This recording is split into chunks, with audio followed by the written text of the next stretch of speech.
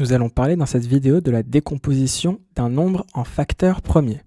Donc la décomposition en facteurs premiers, c'est une sorte de méthode intermédiaire qui va nous aider dans l'application d'autres méthodes, donc les autres méthodes que vous pouvez retrouver sur la chaîne. Donc on va commencer par un constat qu'on peut appeler propriété. C'est une propriété. Cette propriété, elle nous dit que tout nombre, quel qu'il soit, vous pouvez prendre 100 000, 1 million, 356, 6887, tout nombre peut s'écrire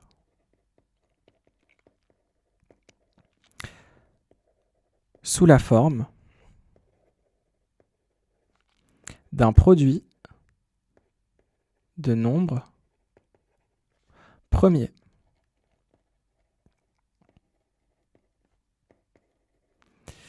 Pour ce qui est des nombres premiers, je vous invite à regarder la vidéo concernant les nombres premiers. Donc, peut-être aller la regarder avant de commencer celle-ci. Donc, tout nombre peut s'écrire comme produit de nombres premiers. Qu'est-ce que ça veut dire concrètement? Ça veut dire que si j'ai un nombre, eh bien, je peux l'écrire comme le produit de nombres premiers, c'est-à-dire un nombre premier fois un autre nombre premier fois plein d'autres nombres premiers fois un autre nombre premier. Le tout est de savoir quel nombre se trouve ici. Quel est le nombre premier qui est en premier, quel nombre premier ici, quel nombre premier ici, etc. Donc notre but dans cette vidéo, ça va être de trouver cette partie-là. Et bien entendu, il existe une méthode, vous vous en doutez, méthode que l'on va voir dès maintenant avec un nombre en particulier. Pour que tout devienne plus visuel, ça va être le nombre 360. Donc, on va vérifier avec 360 comment est-ce qu'on peut l'écrire en multiplication de nombres premiers. La méthode, ça va être de prendre notre liste de nombres premiers. Donc, on va écrire les premiers nombres premiers de la liste, à savoir 2, 3, 5, 7, 11. On va s'arrêter là pour l'instant. Donc 2, 3, 5, 7, 11. On va prendre ces nombres-là et on va commencer par le premier de la liste, qui est 2. Et on va se demander, est-ce que 360 est divisible par 2?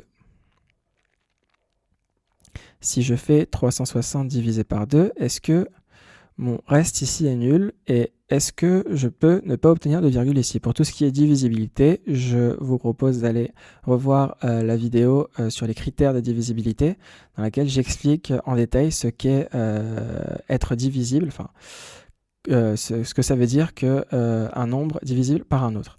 Donc là, clairement, d'après nos critères de divisibilité, aussi exposés dans la vidéo dont je vous parle, d'après nos critères de divisibilité, 360 est bien divisible par 2.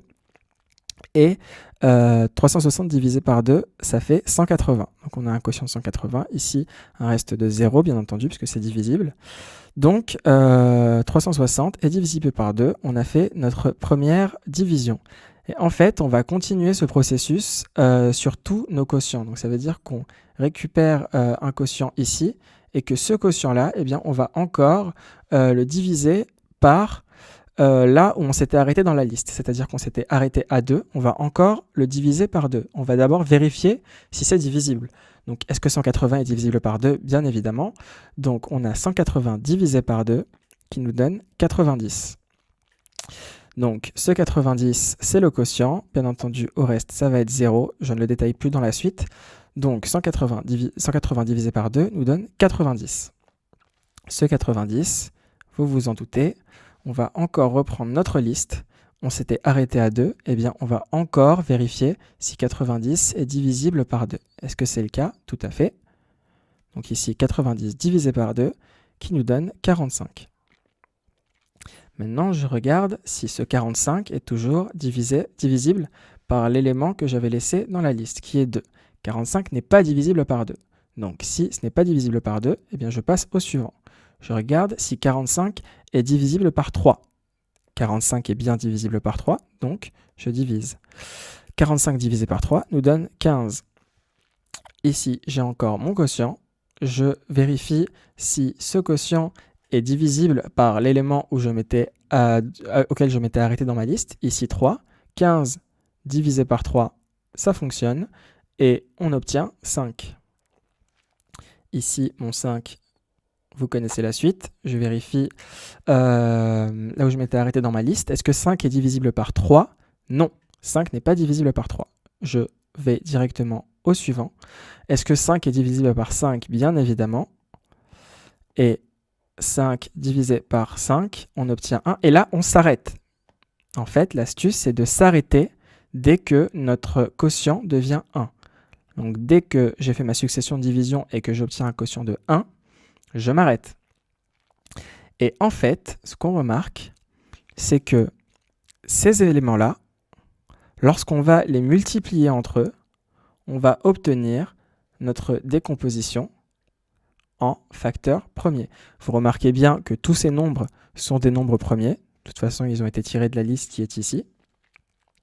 Et lorsque je vais les multiplier entre eux, eh bien, je vais obtenir 360. C'est-à-dire que mon 360 ici est égal à 2 fois 2 fois 2. Je reprends ce qu'il y a sur cette ligne. Fois 3 fois 3 fois 5. Voilà. Donc ici, ce que j'entoure en orange, mon code couleur m'indique que c'est rigoureusement identique à ce que j'ai entouré ici. Et quand on simplifie un petit peu, ici, mon 360, donc là on a une équivalence entre les deux lignes, ça va nous donner 2 fois 2 fois 2 qui font 2 puissance 3 fois 3 fois 3, 3 puissance 2 fois 5. Donc pour ce genre d'opération, je vous invite à revoir un cours de maths de base si jamais vous ne maîtrisez pas bien tout cela, c'est primordial. Donc quand on a 2 fois 2 fois 2, on obtient 2 puissance 3. Ça marche avec la multiplication uniquement, hein. Avec le plus, c'est complètement différent. Donc ici, mon 360 est égal à 2 au cube fois 3 au carré fois 5. Et on obtient bien, comme on l'a dit au début, notre nombre quelconque, ici 360, qui s'écrit bien sous la forme d'un produit, un produit de nombres premiers. Puisque, on le remarque ici, mon 2, mon 3 et mon 5 sont des nombres premiers. Et donc, on a bien obtenu notre décomposition comme on le voulait. On va présenter ça sous une autre forme, histoire d'aller plus vite pendant les exercices. Donc, en présentant ça sous une autre forme, on peut écrire par exemple. On réécrit 360 ici. On va tirer un trait ici, une grande barre. Et dans cette colonne, en fait, on va noter successivement, au fur et à mesure, plutôt les nombres premiers dans l'ordre. Donc ici, notre premier nombre premier, c'est le 2. On va se demander, est-ce que 360 est divisible par 2? C'est le cas, on obtient 180. Ici, on va reprendre le nombre auquel on s'était arrêté, ici notre nombre premier précédent, on le réécrit, et on se demande, est-ce que 180 est divisible par 2? C'est le cas, on obtient 90. Ici, on réécrit 2. Est-ce que 90 est divisible par 2? Oui, on obtient 45. Ici, est-ce que 45 est divisible par 2? Ce n'est pas le cas. Donc, on prend le nombre suivant, qui est 3. Est-ce que 45 est divisible par 3? Oui. J'obtiens 15. Ici, on reprend le 3. Est-ce que 15 est divisible par 3? Oui. J'obtiens 5. Ici, je reprends 3, puisque je m'étais arrêté à 3 précédemment. Est-ce que 3 divise 5? Non. Je passe au nombre suivant, nombre premier suivant, qui est 5. Souvenez-vous de la liste. Et là, quand je divise 5 par 5, j'obtiens 1. Et comme on a dit, au quotient, quand on obtient 1, pour la méthode, on s'arrête. Et donc, ici, ce que je remarque, c'est que j'obtiens bien ma décomposition en facteur premier, c'est-à-dire mes 3,2 ici, mes 2,3 ici. Ici, on avait barré le 2, hein, puisque ce n'était pas un diviseur de 45. Et ici, mon 5. Et j'obtiens bien mon 2 au cube fois 3 au carré fois 5. Ce qui vient conclure notre décomposition en facteur premier.